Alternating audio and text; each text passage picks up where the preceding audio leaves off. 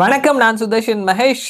பீகார் மாநிலத்துல சட்டமன்ற தேர்தல் அடுத்த மாசம் 6/11 சொல்லிட்டு 2 கட்டமா நடைபெறவிருக்கிறது. ஸோ இது சம்பந்தமான ஒரு அப்டேட் நேத்திக்கு சுதர்ஷன் டாக்ஸ் சேனல்ல நான் வெளியிட்டு இருந்தேன். இந்தி அலையன்ஸுக்குள்ள ஒரு 9 இடத்துல காங்கிரஸ் வெர்சஸ் ஆர்ஜேடி 2 பேரும் நேரடியா மோதுறாங்க அப்படின்னு சொல்லிட்டு இந்திய அலையன்ஸ் வெர்சஸ் இந்திய அலையன்ஸ் அப்படின்னு சொல்லிட்டு ஒவ்வொரு முறையும் நம்ம பார்க்கும் பொழுது இந்த லோக்சபா தேர்தலுக்கு அப்புறமா அது தில்லி தேர்தலா இருந்தாலும் சரி, மத்திய பிரதேச தேர்தலா இருந்தாலும் சரி, ஒவ்வொரு தேர்தல்களையும் மாநில தேர்தலை நம்ம பார்க்கும் பொழுது எங்கெல்லாம் ரீஜனல் பார்ட்டிஸ் ஸ்ட்ராங்கா இருக்கிறாங்களோ அங்கெல்லாம் வந்துட்டு காங்கிரஸுக்கு அவர்களுக்கும் நடுவில் வந்துட்டு சீட் ஷேரிங்ல பிரச்சனை இருக்குது. அதே நேரத்துல மத்திய பிரதேசம் நினைக்கிறேன். ஸோ அங்க அகிலேஷ் யாதவுக்கு சீட்டு தரமாட்டேன் அப்படின்ற மாதிரி காங்கிரஸ் சொல்லியிருந்தாங்க. தட் இஸ் ரீஜனல் லெவல்ல மாநில அளவுல எந்த கட்சி ஸ்ட்ராங்கா இருக்குதோ அந்த கட்சி ஒரு அப்பர் ஹேண்ட் எடுத்து அலையன்ஸ் அப்படின்றதெல்லாம் பார்க்காம சீட் இல்லைங்க அப்படின்ற மாதிரி சொல்றதை நம்ம பார்த்துட்டு இருக்கிறோம். ஸோ அந்த ஒரு விஷயம் பீகார்லயும் இருக்குது.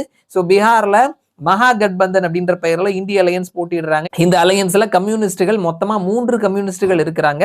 அண்ட் அடுத்தது காங்கிரஸ் அண்ட் ஆர்ஜேடி இருக்கிறாங்க. ஸோ இது போக விஐபி அப்படின்ற ஒரு கட்சியும் அந்த அலையன்ஸ்ல இருக்குது.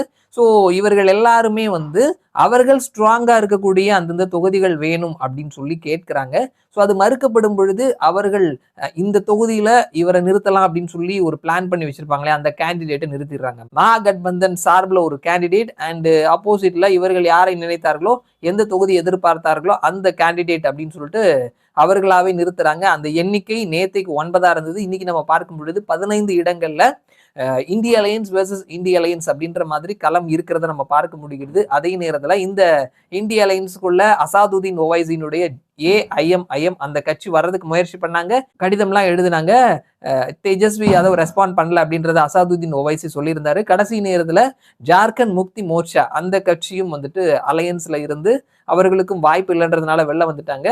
ஜார்க்கண்ட் பீகாரோட எல்லையை பகிர்ந்துக்கக்கூடிய மாநிலம். ஸோ அந்த எல்லையோர மாவட்டங்கள்ல ஜேஎம்எம்க்கு ஒரு வாய்ப்பு இருக்குதுன்னு சொல்லிட்டு தான் அவர்கள் வந்து சீட் கேட்டாங்க. 2 சீட் கூட தரமாட்டேன்னு சொல்லிட்டாருங்க ஆர்ஜேடி. இந்த பீகார் தேர்தல் முடிஞ்சதுக்கு அப்புறமா ஜார்க்கண்ட்ல எங்களுடைய அலையன்ஸை பத்தி நாங்க மறுபரிசீலனை செய்யவிருக்கிறோம் அப்படின்றத சொல்லியிருக்கிறாரு.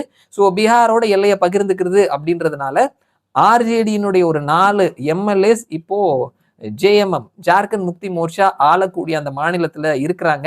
ஸோ அங்கேயும் மகா கட்பந்தன் அப்படின்ற பெயர்ல தான் இருக்கிறாங்க. 16 இடங்கள்ல காங்கிரஸ் இருக்கிறாங்க, 4 இடங்கள்ல ஆர்ஜேடி இருக்கிறாங்க. இந்த தேர்தல் முடிஞ்சதுக்கு அப்புறமா எங்களுடைய கூட்டணி பத்தி மறுபரிசீலனை செய்ய போறோம் அப்படின்னு சொல்லிட்டு ஹேமந்த் சோரன் சொல்லியிருக்கிறாரு. ஸோ இப்படியா இந்திய அலையன்ஸ்குள்ள பல பிரச்சனைகள் இருக்கிறத நம்ம பார்க்க முடிகிறது.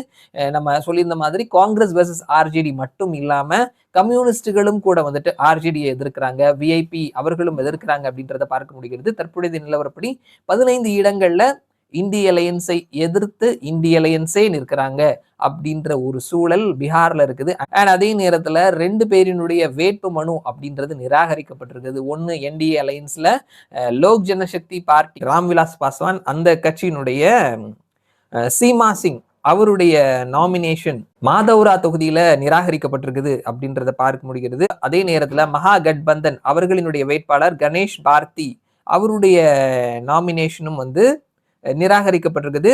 குஷேஸ்வர் தொகுதியிலிருந்து நிராகரிக்கப்பட்டிருக்குது. ஸோ இதுவும் வந்துட்டு ஒரு 2 அணிகளுக்குமே ஒரு செட்பேக்கா நம்ம பார்க்கப்படுது. அண்ட் அதே நேரத்தில் நம்ம ஏற்கனவே சொல்லியிருந்தோம், பீகாரினுடைய காங்கிரஸ் தலைவர் ராஜேஷ் ராம் அப்படின்னு சொல்லி அழைக்கப்படக்கூடிய ராஜேஷ்குமார் அவரை எதிர்த்து ஆர்ஜேடி வந்து வேட்பாளரை நிறுத்துறதுக்கான ஒரு பரிசீலனை இருக்குது அப்படின்றத பார்த்தோம். சுரேஷ் பாஸ்வான் அப்படின்ற ஒரு வேட்பாளரை நிறுத்தி இருக்கிறாங்க அப்படின்றதையும் நம்ம பார்க்க முடிகிறது. இந்த மோதல் அப்படின்றது முற்றுகிறது அப்படின்றத களத்துல நம்ம பார்க்க முடிகிறது. ஸோ இதை என்டிஏ அறுவடை செய்வார்களா அப்படின்றத வெயிட் பண்ணி தான் பார்க்கணும். ஸோ பீகார் அரசியல் வேட்புமனு தாக்கல் முதல் கட்டத்திற்கான வேட்புமனு தாக்கல் முடிஞ்சதுக்கு அப்புறமாவும் பரபரப்பு குறையாம இருக்குது. இதனுடைய ஃபாலோ அப்ப வரக்கூடிய நாட்களை நம்முடைய சேனலை நான் பகிர்ந்துக்கிறேன். மறுபடியும் நான் உங்களை இன்னொரு வீடியோல சந்திக்கிறேன். அது வரைக்கும் நன்றி.